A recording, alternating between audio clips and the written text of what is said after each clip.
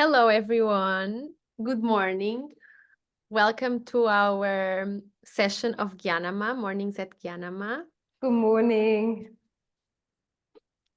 Today we are here and we want to bring you a theme that we find very relevant and very important in today's age, which is soul purpose. And soul purpose, I feel like is like this big umbrella.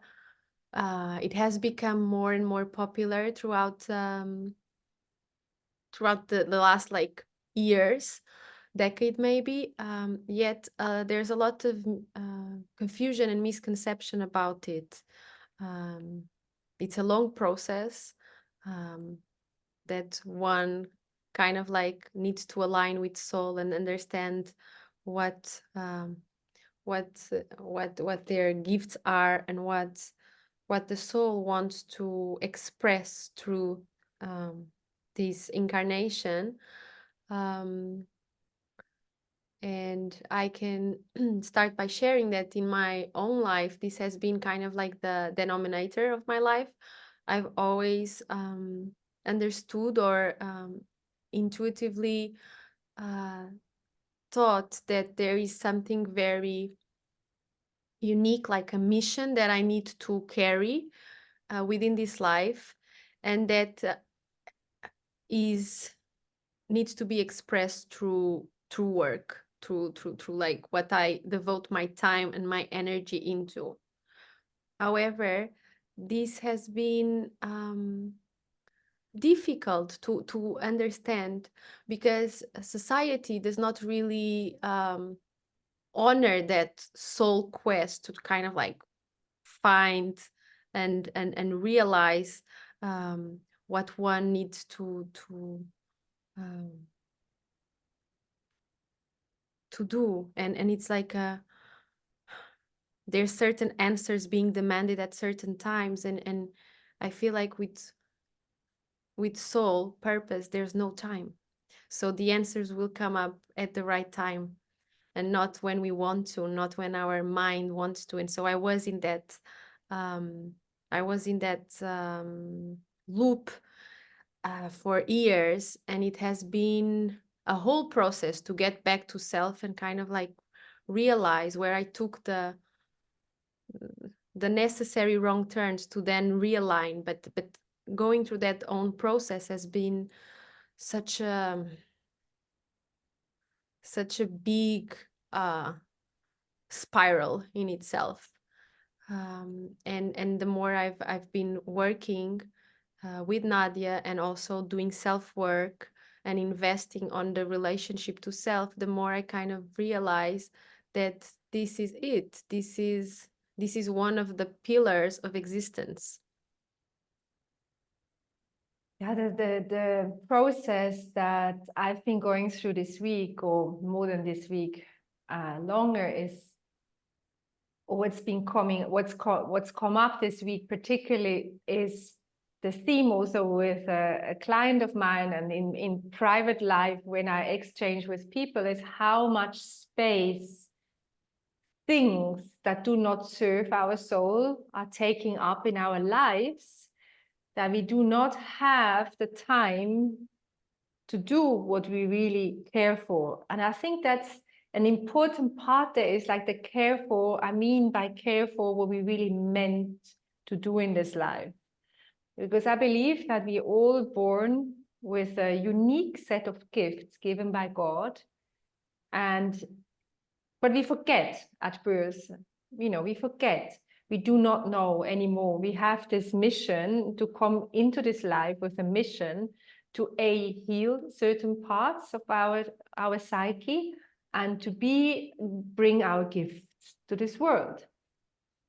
But then this whole process of growing up is conditioning us in a certain way, and we forget why we were actually born. So in adult life, I feel a big part of the process is to put that puzzle together again, and to realize why we are actually born. What is the reason? What is the purpose for our birth?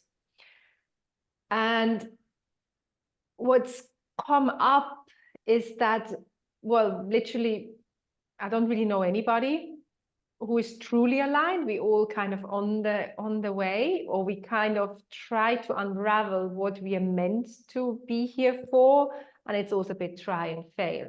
And there's a lot of fears that keep us from doing what we actually meant to do. There's some illusions, trap of illusions. There's trap of how do you say, when you get sidetracked by other people, you know, like you get sidetracked by greed, Great by expectations. yes, or whatever. Like there's many, many, many things. We've each got different wounds that sidetrack us from the past.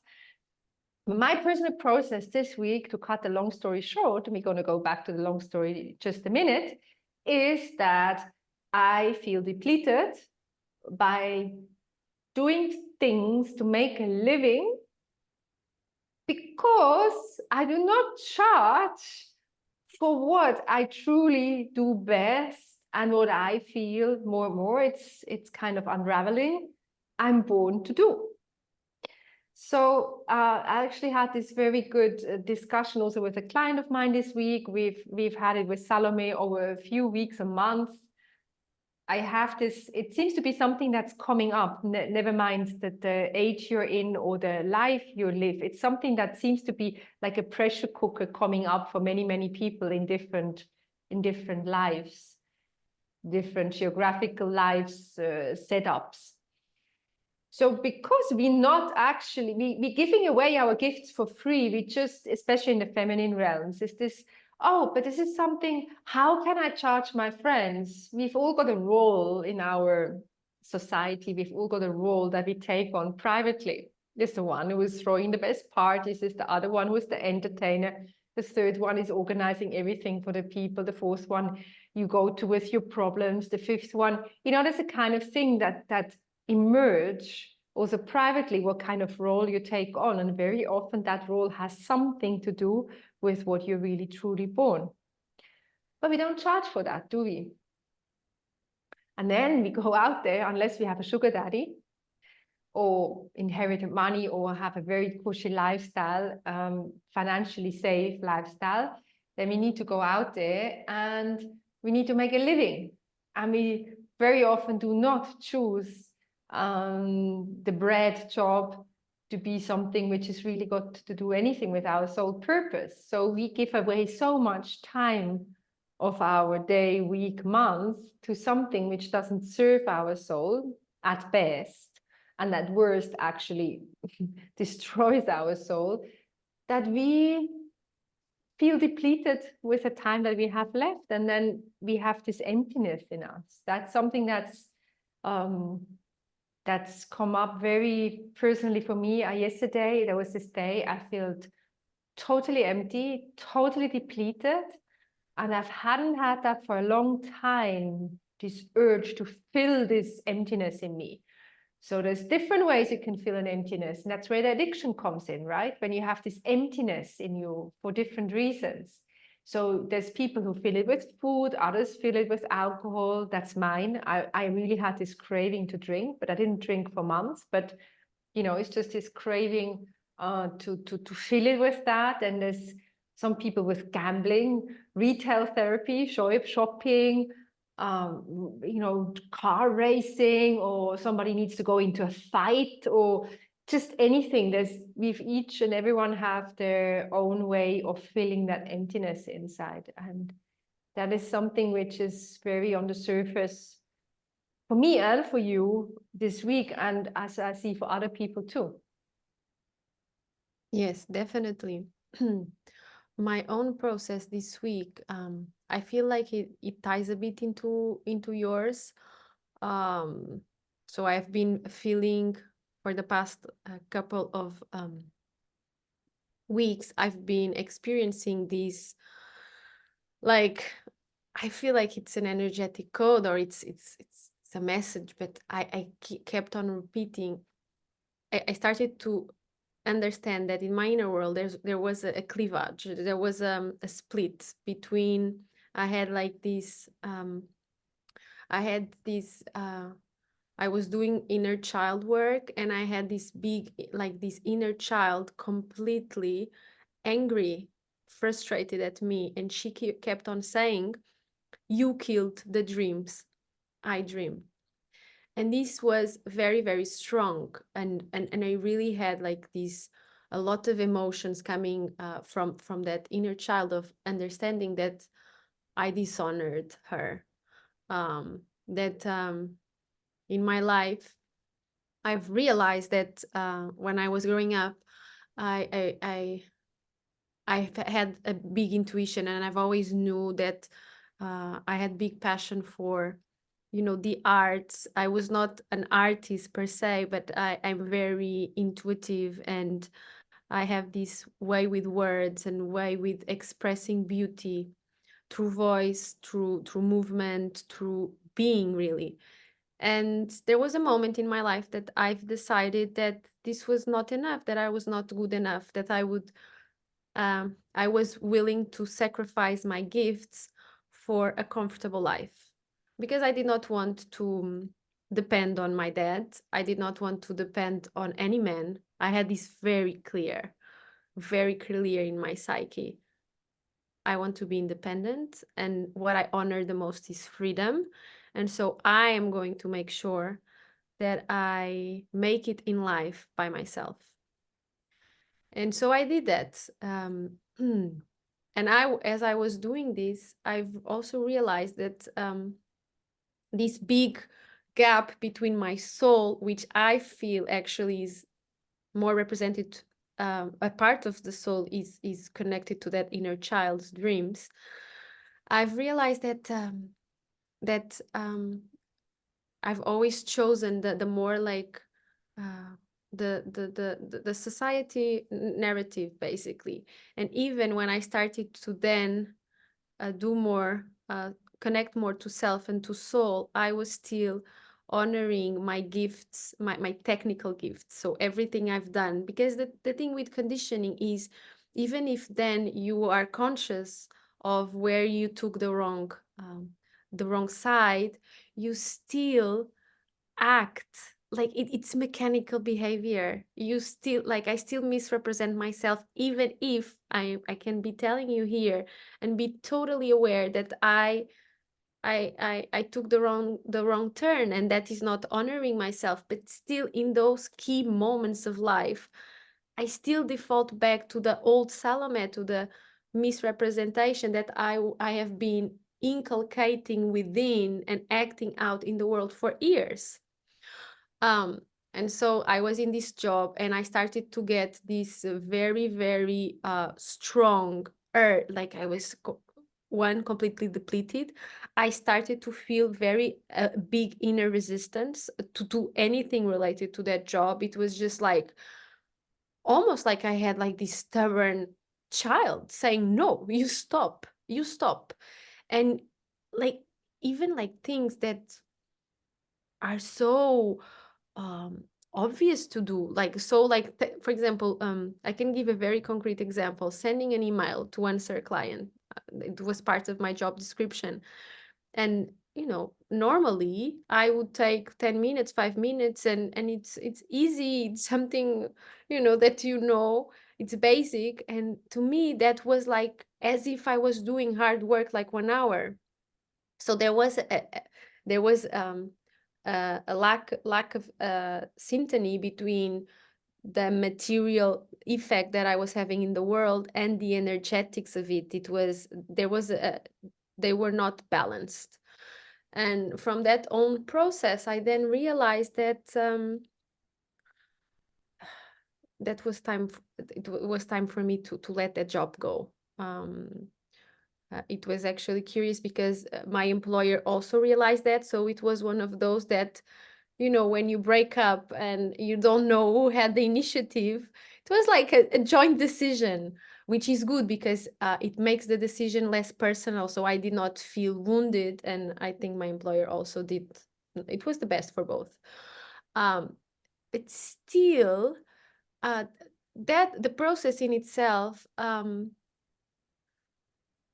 carried a void. So the moment you let go of that and that it's comfortable, and that you have been acting out for years and years, also was making me get in touch with that void, with that dark place of kind of like realizing, okay, now what? And that's where I also feel that it's very important to realize, and Nadia was touching upon that hollowness, that deep inner hollowness that I was feeling from, okay, I let go of this job that is not serving me, yet I'm still not at the place that I would like to be. And this realization, this self-awareness of there's something lacking, there's some void. That's where the big urge is for me, like with my addictive also personality. um I compensate onto food, so I was feeling this inner urge to eat to kind of like feel the void, but it's in itself, I could never feel it with anything, with the food. For me, it's food and distracting myself through movies and series, like almost dissociating from my own life and plugging into a parallel reality. And it, Escape. it yes, it's escape. And I usually has to be like this. For example, yesterday I feel I finished a whole season. Like it was, I spent my day doing that, like 14 hours maybe. Like I was no, Yesterday was I was. something, like you said, astrologically very crazy, because how can it be that you and, Jacqueline, my friend Jacqueline, hi Jacqueline, that she's also had that yesterday. She also shared that she felt like really this intensity suddenly, like needing to stuff herself, because with her it's also food, it's chocolate mainly. Mm. So it's this uh, so it's this so it's this need to this emptiness inside, because you're depleting yourself for something that doesn't serve you, and you do not take the time to do the things which serve you. It's not just about doing things which don't serve you. It's also these things occupy your reality, your sphere so much that you do not set the time aside, or you don't have the energy to do the things which serve you. So you have this emptiness inside of you, this hollow, and there's this urge. That's where addiction comes in. Addiction is basically filling a hollow. It's filling an emptiness, that like something pulls a gap in your system, and you want to fill this. And instead of filling it with meditation or walks in nature, reconnect with nature, having a swim, doing something, or having some nourishing food, some healthy soups, or so, like something grounding. Grounding is really what helps in those situations. Is no, we have this urge to fill it with something that distracts us, or the sugar of the it's the sugar, this addiction. It does something in the brain. It sets free those hormones in the brain, those endorphins or whatever, dopamines, or whatever else it sets free. Huh? It's serotonin for the chocolate, for this. Serotonin. But the thing is also, sugar. They used to. It's a painkiller. Look It's at the pancakes. anesthesia. And it's more addictive than, I think, or as addictive or more than cocaine for children. Yeah, It is exactly. highly addictive, and it's a painkiller. Mm. And they used to use that in colonialism. There is like proof of exchange of letters with the British Raj in India, that they purposely implemented sugar for the masses, so they could shut them up and pacify them and make them addicted, because they didn't use white sugar before. In India they used jaggery, which is kind of a palm sugar thing. It's different, very different. It doesn't go so quickly up, the sugar levels. So the way this sugar. So sugar, and with some people No, but it's binge that is watching important. something. Hmm? What you are saying, it's important. It's very important. I mean, it's been used as well. And what's important about what I'm saying is that it's strategically used. So Well, we can talk about our own experience, but I think this whole PodAlchemy has different layers. The one layer is like sharing our experience, but there's another layer which is also educational. Mm-hmm. And what we are not aware of many of us not aware of, that those things, those addictions that we have, and this access to certain things have also been created in us even from childhood. You know, when you're sick, you get something to eat, but it's conditioned as well, and it's multiplied. How you say, like it's made even more by media, by advertisement. It's this to create it, they give you all sorts of suggestions which how you can fill your emptiness. It's the whole shopping thing, you know, the looking better, the feeling better. Some people go into this kind of addictions, then some go into the whatever you have, where you have your entry point in, that's you already go into. But what it is, it all takes away where you need to feel into. Because when you feel this emptiness, there's no filling it with chocolate, there's no filling it with alcohol, shopping, binge watching. There's no filling it with that. You have to properly feel into it, why you have this emptiness, and to feel the pain of this emptiness and take me time, self-time, to heal what has caused this emptiness. It's usually a pain of separation from source, added on the other pains, the wounds, the traumas that make it more. So society has no interest in a healed population, because a healed population is not manageable. You cannot be manipulated. It's like when a child is addicted to a toy or like to sugar, and you take it away, they scream and they do anything to get that sugar back. If you don't have any addictions, when you don't have any attachments, you're not controllable. If you don't have an emptiness inside, if you do not have unhealed wounds, or, well, we all have unhealed wounds, if you don't have any unaware unhealed wounds, because awareness helps a lot, because you can consciously decide not to go into it, but you need to be aware for that, not necessarily healed, but aware. And there's all these hooks and traps. And you know, it's so interesting when you heal one hook, one trap, a new one comes up. And it's very interesting how you how they emerge, because you have your go-to, right? You have your go-to in those situations. And then once you realize that go-to, you try not to go there anymore. If you're a conscious person, you try to not go there, or you try to do it differently. And then you do it like Salome. Then she tries to do the healthy binge eating.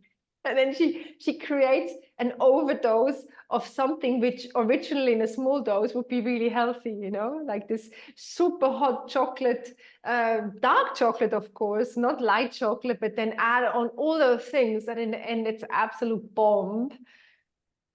Yet she can still eat it under the premise of it's being healthy, you know.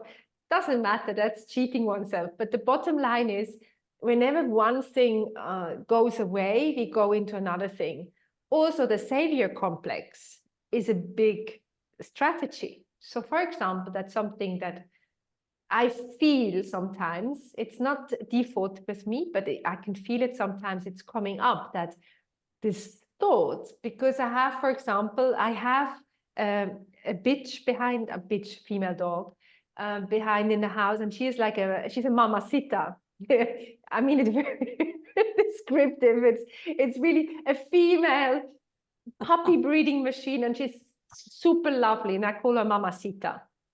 But she just had her litter, and they are 4 or 5 months, and we all kind of anticipate that she will find another suitor or few suitors who help her create more beautiful beings.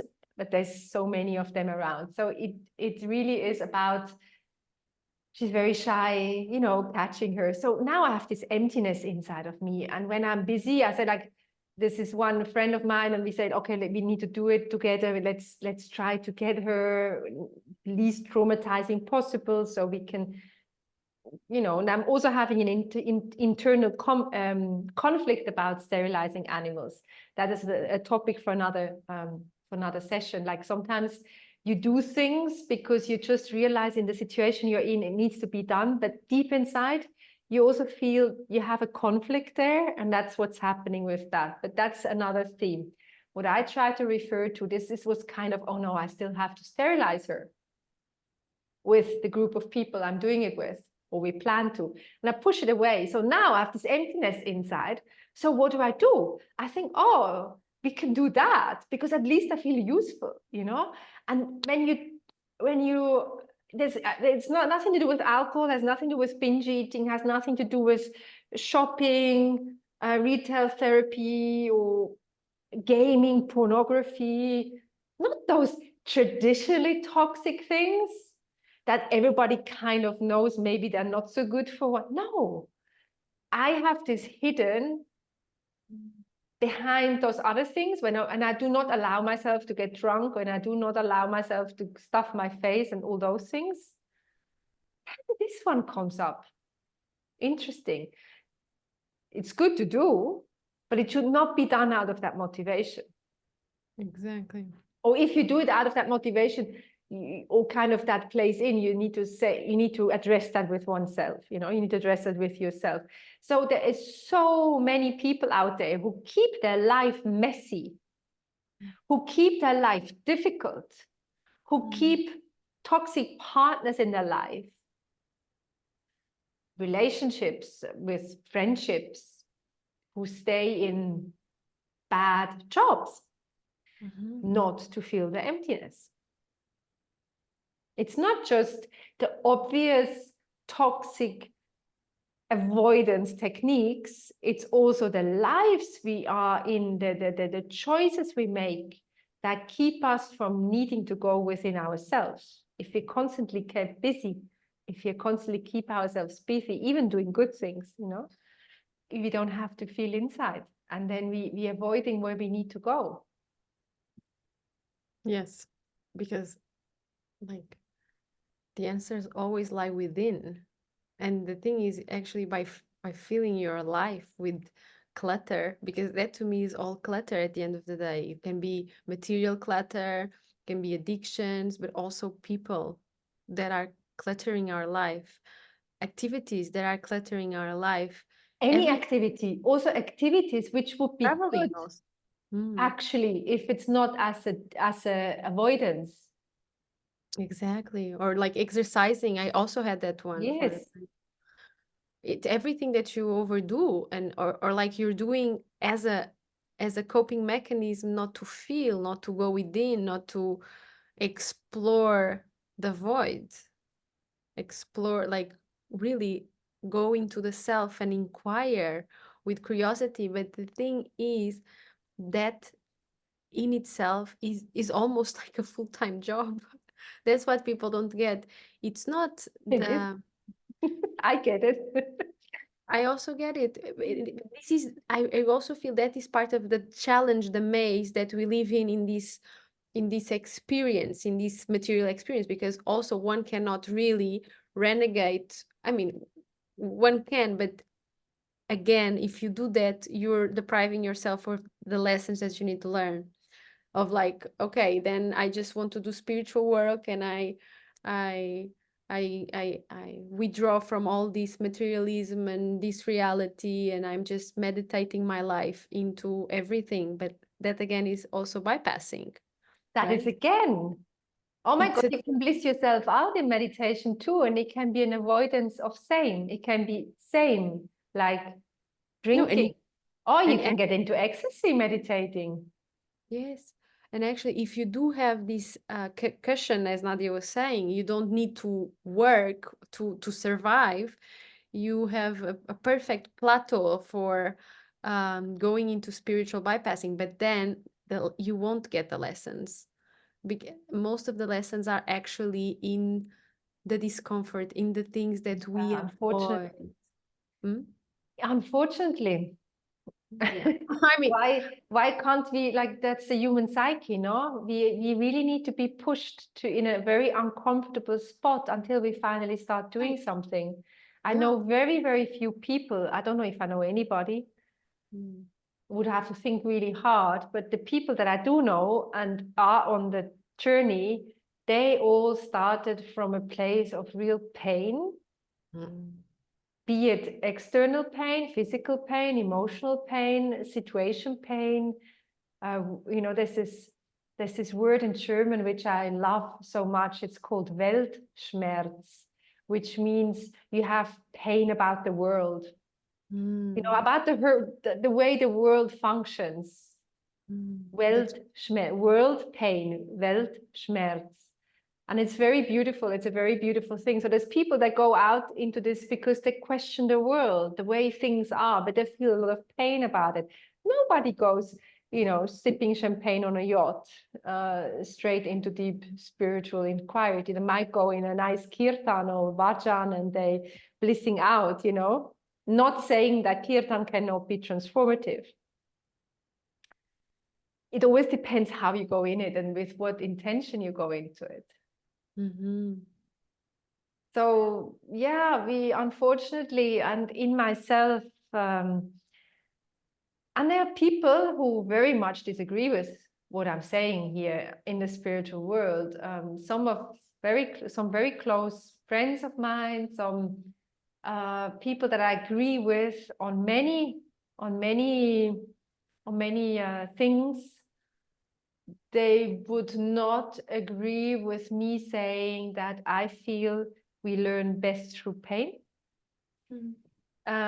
It can be, and I've explored that deeply, and I've gone into it deeply because I was being told that that this is a conditioning of mine, Catholic Church, old ancient conditioning, and it might be a part of it. Yet I feel there is a part in it that comes, or maybe it's just my journey and the journey of the people that resonate with, they're kind of my tribe, right? That my tribe really learns, and what I mean through pain, it means like through the courage of feeling one's pain. It doesn't mean that you have a horrible life. It just means that you have the courage to actually feel into your pain. In the spiritual world, there's a lot of people who, there's a lot of us who do know a lot and they can tell you all the concepts about everything.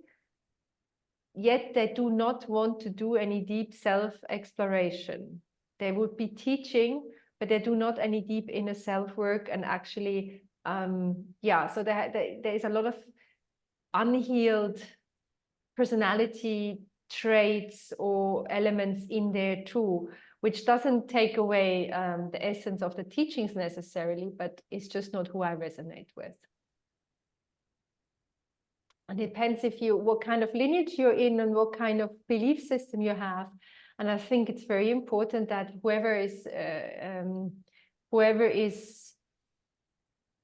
entering the realms of spirituality or individuation, self-inquiry is listening deeply inside and also resonates with, like, there is this place that we know if something is true for ourselves or not. And I really feel like both me and you, we share this thing of, it's very recent for me, but it's this embodiment of what, there's a part which is very intellectual and wanting to inquire into self, but then like I really feel my journey has really been going into the body, going into the feeling world, the emotional world, and it's in there that then I get my answers. It's like, it's really a true alchemy, because I had the knowledge, it's very easy for me to acquire the knowledge, but then the gap was actually going into the body, and then the next stage, I really feel it's the alchemy, where it's part intellect, part embodiment, and then you are your values, like it's really this thing that you are a living example of what you preach, and there's a perfect alliance between what you are, what your life are, your thoughts, your feelings, your emotions, and also your values, your core values are perfectly aligned. And again, also the spiritual truths. Yes. Why perfectly? Why 100%? Why totally? I do How not. can one being still alive be perfectly aligned with everybody they actually stand for? 100% perfectly. You used extreme, perfect, 100%. Yeah, So if it's you my. find somebody who is saying something and not 100% extremely and perfectly following that, Yeah, it's my illusion then. no, it's just this need for perfection. It's also this need for perfection in yourself. Yeah, I have We that. can believe in something and not be there yet. We Yeah. can teach something and not be always there. The important is that we're not lying about that we are still in the process. Yes. Okay. Yeah. I was describing my, how do you say? It's like I see that in the future. You understand? But I'm not, I'm far But from it. But It's then my that's what ideal. keeps people away. That the reason why I'm onto there now is that's exactly what keeps that when I talk to people, that keeps people also away from stepping into the power and start teaching something. Okay. This thing of like you need to be extreme, you need to be perfect, you need to be 100% aligned. Like for each and every one of us, there is like one step that we are ahead of somebody else because we have worked through it, we have made this experience and we've left certain parts of ourselves behind. And yes, there's certain things we have truly left behind, and there's certain things that suddenly pop up again. Like suddenly you don't have it, and then you're on like an onion ring on another layer. And I just had this season, like it seems to be something which is in the field. I had really quite a few clients where this is like, and I feel that they're literally they're almost exploding with the need to want to share the things that they are acquiring themselves, the knowledge, but they don't feel good enough to do it. They don't feel ready enough. They don't feel they have really mastered it, or they don't feel they have really perfected it yet. So I think that there's a balance there that needs to be in balance. Yes, I agree with you from the one side that we always need to uh, strive to do that. Yet, if we are not, we always need to have this calibration within ourselves and to realign ourselves.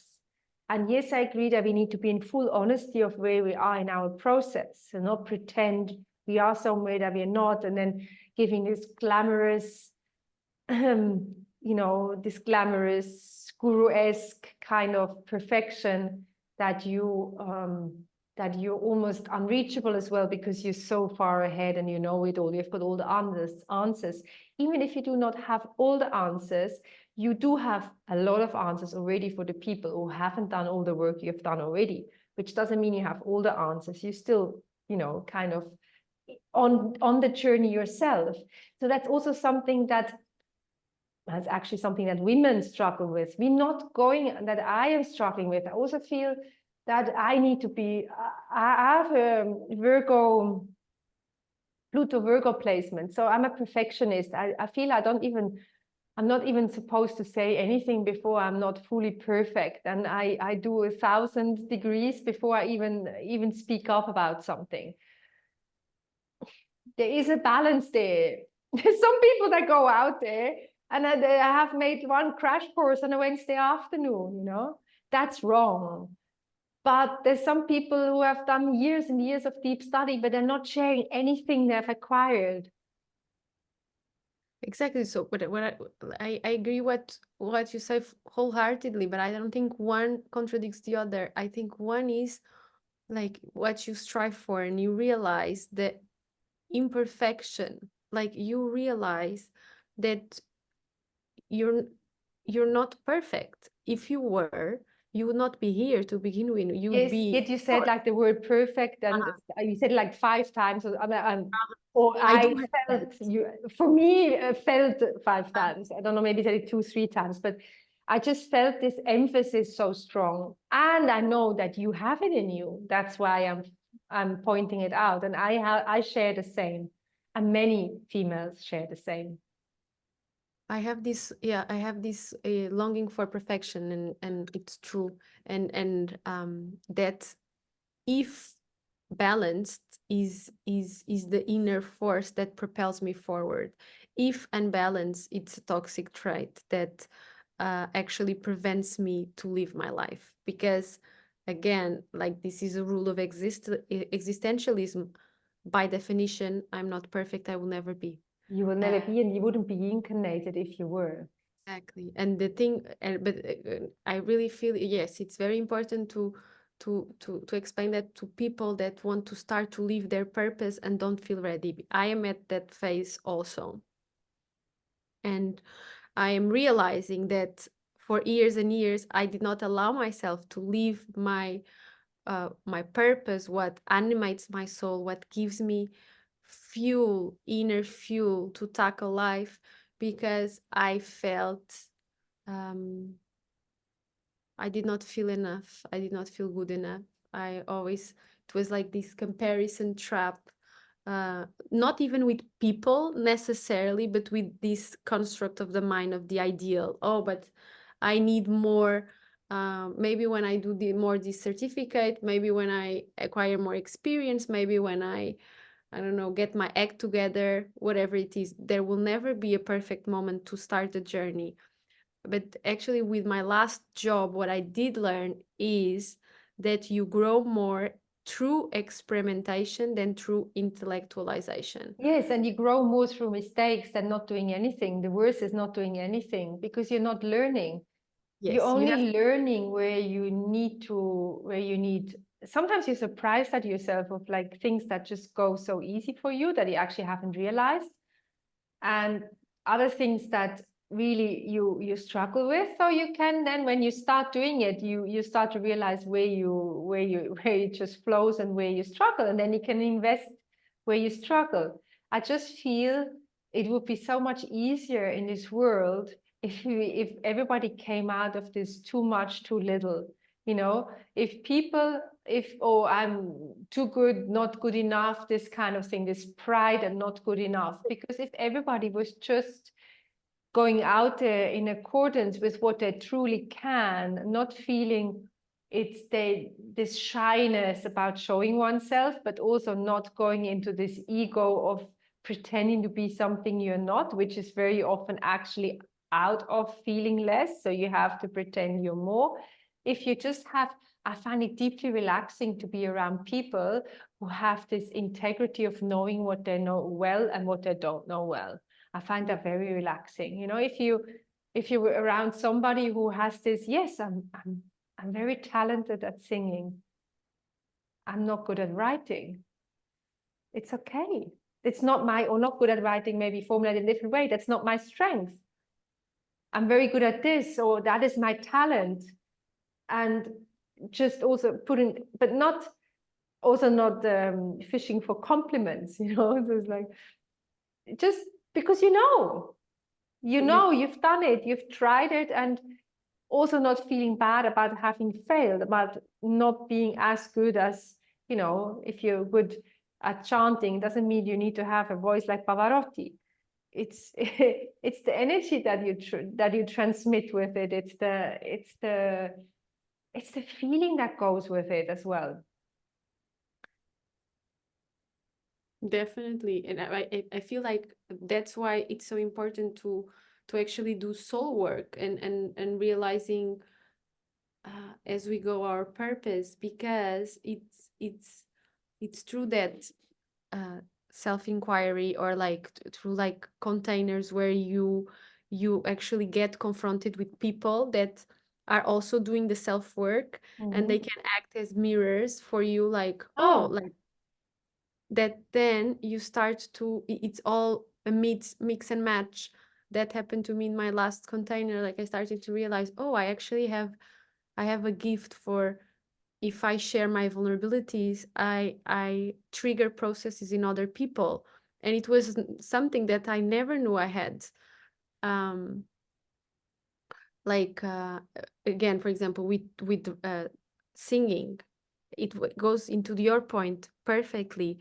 I've always had a very good voice, yet my parents did not particularly value it, so I always thought I'm not good enough. Yet I recall my voice was good, yet like I would hit the notes pitch perfect, yet they lacked, like my voice lacked depthness. It lacked the connection to the feeling world, the emotional world.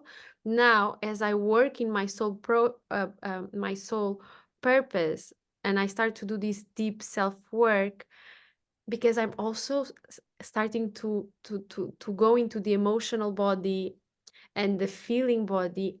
My voice is starting to have a different depthness. It's like through my voice I can make others feel, and that's amazing. Yes. Like that's another gift Yes. that I'm unblocking, and it's a whole journey. It's like, Yes.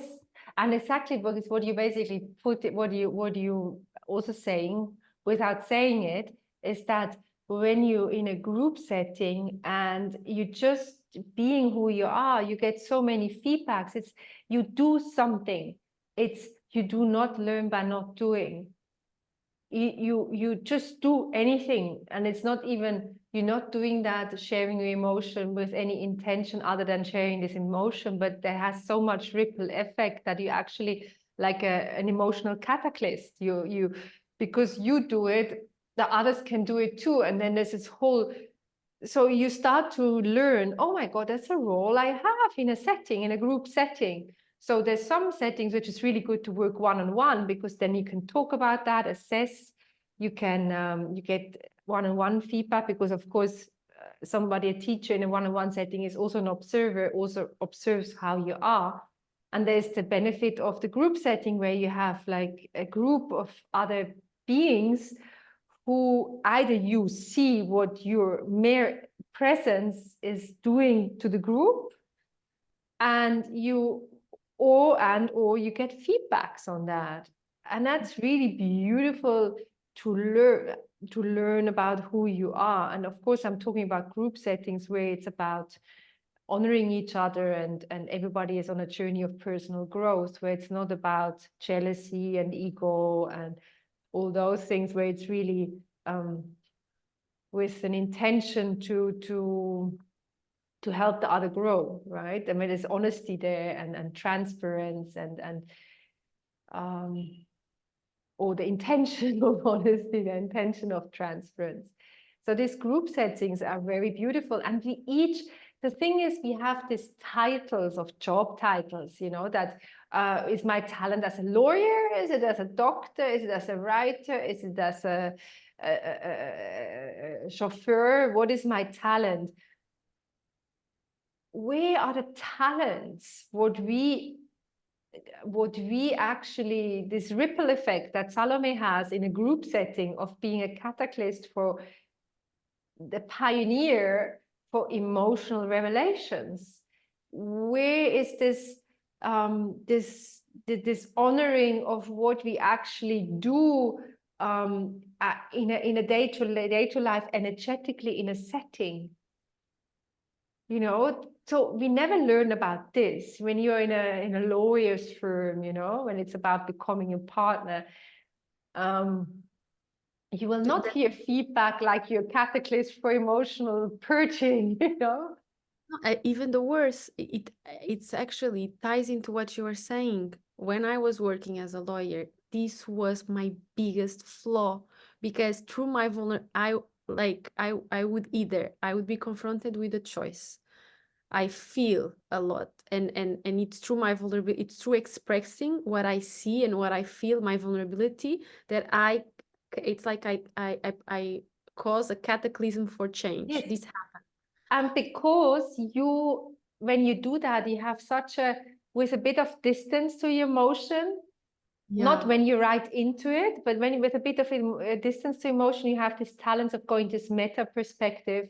And because of your gift for words, and your gift for going into this meta perspective and having lived it very deeply, you have this talent of describing it in such a way that people can relate to energetically and verbally. Yes. That is a gift you have, this gift of going really deep in a moment and beyond. It's like and then being able to go out and looking at you from a meta perspective and find the words that go with it, right? Mhm. Plus the courage to actually stand there and talk about it, Mhm. which is a Yeah, catalyst. So there's like, it's all these elements, we can take them apart. This is all personality traits of yours, which add up very beautifully in one specific thing, but which turns out to be a problem in a corporate setting, because it's not about emotional release, is it? exactly. It would be my biggest block in if I wanted to make it into that world, I had to renounce myself. Yes. The thing that was why I could never actually work in that setting, because in that setting, vulnerabilities are not our strong, they are not to be shown, they are to be repelled and suppressed. So in those settings, I could never be myself. Never. My And even candle is just dripping down like crazy onto my mat here while you say that. oh God. It's happening. Um I want to wrap this up, which is yes, exactly. In Yes, wrap it up.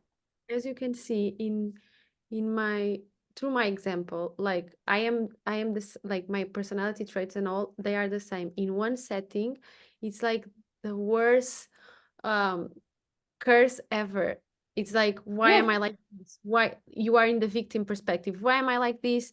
Why people don't understand me? Why would this would happen to me? Why can I not be a partner? Then you shift perspective, and then you can actually be this beautiful catalyst for people's change, and you can have an impact in their life. One setting, I was fully depleted, like yeah. really wounded, full of addictions. Another setting, I am honoring my gifts, and I'm being fueled, because when I'm in these containers, what happens is I'm there, and people really give me feedback, and they say, "Oh, thank you so much, so much. You're so courageous." I don't even like, to me it's not courageous, to me it's just being me. It's I'm just being being Salome.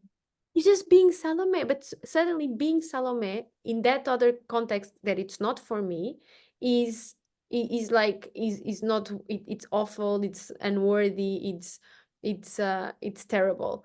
Here, being Salome in the right context with the right people, being Salome is my biggest gift. It's what I was born to do. And then on top of it all, finding a way to have these settings be the places where you actually monetize and you make money from. This is true alignment. This is true soul alignment. And And you're not learning that by just, you cannot think that up. You go like this example, like, oh, Salome did it like that way. You have to make experiences. You have to go into settings. You did not know that this is an innate talent of yours until you went into a setting and the situation came up and you acted in a certain way from your gut, like intuitively, and it happened. yeah, it was not That's a thought. how you learn. And that's how you go, wow. And that's when I get goosebumps now. That's when you get goosebumps, when you have these deep downloads of realizations that this is actually for you. I had the same thing with we had it both in many settings, but I think one in regards to what was appreciated is appreciated now, or what is needed now in a different setting and was totally unappreciated before. I've told you this a couple of times, that I in my job as my last job before I went on my odyssey, it was on my spiritual quest. It was, I was a coach, job and life coach. And we had this certain theories from social work and psychology. We worked accordingly, to get the best results, certain questions we had to ask our clients, a protocol of how to get the results. And I got the results, but I could not go back on, and when I was asked in the team meetings or in the qualification talks with my boss, I could not give him the explanation of the theory, the social theory, psychological theory, the pattern and the protocol I worked with to get the actual result, which in our case was for the person to get a there was people who did not have long-term, like they would not find jobs again. It wasn't about their education or language skills or anything. It was emotional, it was psychological. So people who didn't have jobs for years suddenly had one. And so I brought the results, but I could not explain it according to theory A, B, C, D, E, F, G. Because I didn't even go in there. I just worked with the person because my innate talent is to see through bullshit. Mm-hmm. I make a shortcut. I focus in. I don't waste time on this, how somebody talks or how somebody says or the explanation somebody gives or whatever. It's like I just go and I zoom in. You connect to essence. I connect to essence, and I connect also to the gifts of the person. And then what really happens, I don't really know myself. I cannot explain it myself, but there's something that seems to be happening and it brings results. But my problem back then was that I was not honored for that. It was kind of, what is she doing, voodoo or something? Or she's not following the rules, like she's kind of, She does not it want wasn't to share them. appreciated. Yeah. I was by because we had to fill in all these forms of how we got there, so I had to kind of make up something, what I did, just to explain something which I didn't do, but it just whatever. So now this is something that really makes the essence of what I do. Still not everybody appreciates it, but it's I don't have to pretend anymore to follow a certain protocol or anything. And it's just so depleting. How can I explain something that I did not do the way I was supposed to? Why I still to this day don't see why you need a protocol to get to a result. If the result is happening, the result is happening. So That's masculine. very It's the masculine. explanation, it's the need for justification, Yeah. it's analysis paralysis, is the logic over the results. But in the feminine, and I do feel like you have a very feminine gift. I really feel like you and it's like your whole being, it's your presence that it's your energy that triggers those deep processes in people, and suddenly when people are in your presence, they connect to light, but also they connect to darkness. But it's like you, by mere existence, you trigger in others movement. It's like someone is stuck, and then just by being with you, people start moving up or down, but they start moving. Yeah, it's not always appreciated still, yet I at least don't have to pretend it's different. And it is a gift. It is really a gift, but it's not a gift that I have done diplomas for. It's not a gift that I've studied for. That is a gift that God has given me. It is a gift from other lifetimes. Yet, same with your gifts. Whatever gifts we have, when we grow in our personality, when we align our gifts with our soul, when we align it with our heart, when we align it in divine laws, if we are not using it in a toxic way, then we have more access to our gifts. It is like we get those gifts given, but they are dangerous in the hands of somebody who doesn't know what they're doing. So those gifts become stronger when we align our essence.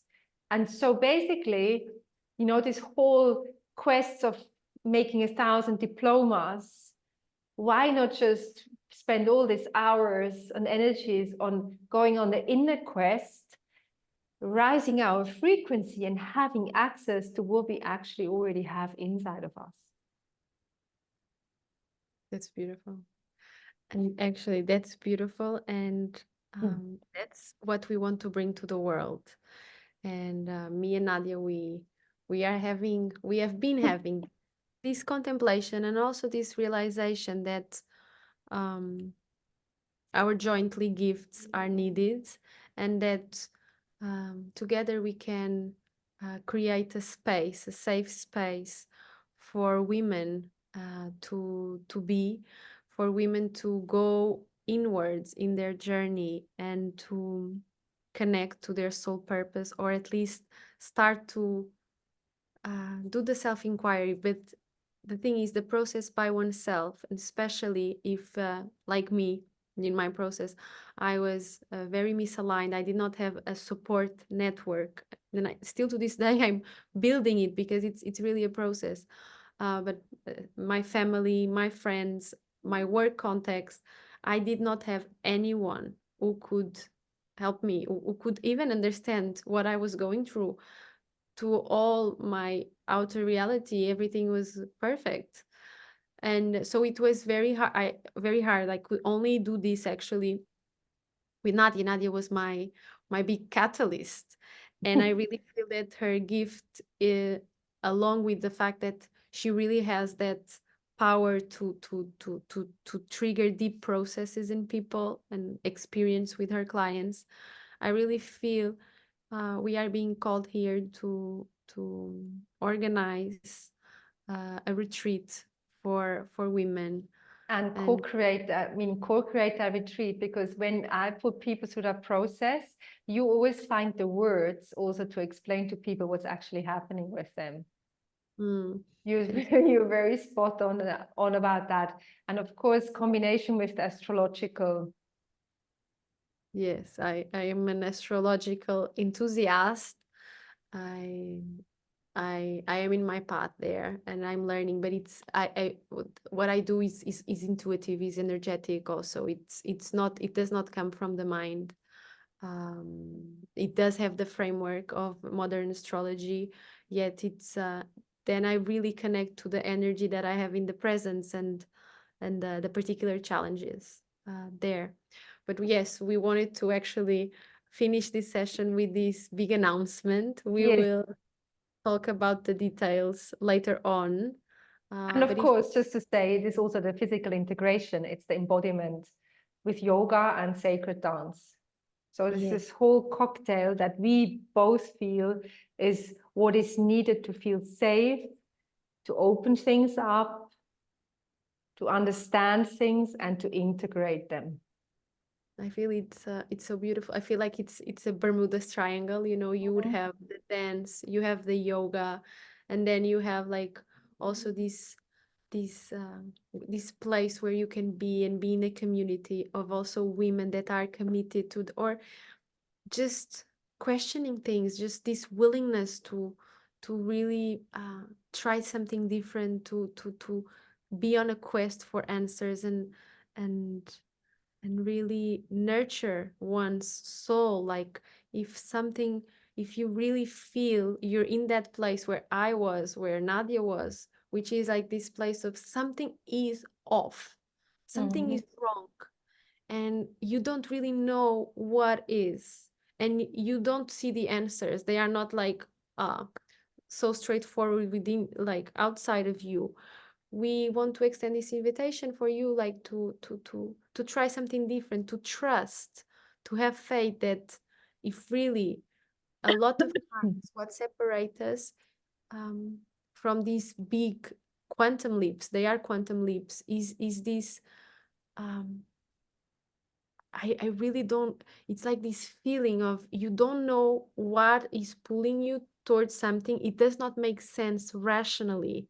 It doesn't, yet you feel this pull, but then fear kicks in. And a lot of people, out of fear, they don't allow themselves to try something. And then, the fear will come, and usually with 100 explanations. I don't have time. I don't have money. I don't have like my family needs me. There will be one, like, believe me, I've been there. There will be 2000 We uh all have been there. infinite infinite justifications for why you should not do. Yet, if there's this feeling, like really, I urge you to trust that feeling, trust that, and you will see. And the thing is that whenever you feel anything is off, or when you feel you need to do something, do something. It's that thing, even if you do something wrong, you know, there's no wrong really. The only wrong thing is not doing anything just to be there, because you're not learning in this just being there. Try it out, do something, go one way, make experiences, learn from it. In the stagnation of just staying in a situation, you're not learning. Put your nose up out of the mud. Yes, that's the law of physics, inertia. Yeah. You have to have a force there, to have movement, to have change. And I feel like we wrap up with this announcement. We wrap up this also with this conversation about soul purpose, which is so needed. I actually feel like we have so much more even to say. Oh, so much more. Don't we always have so much more to say? Yeah. We're the perfect team for short attention span. Oh yes, it's a process also. It's a process. I remember when I started, I had shorter attention span. Now it's evolving. But it's important. You cannot go deep in 10 minutes. You cannot go deep in 30 minutes. It's also a warm-up. Yes. Okay. Now on to our day. Have a nice day and thank you. More next week. Namaste. Namaste.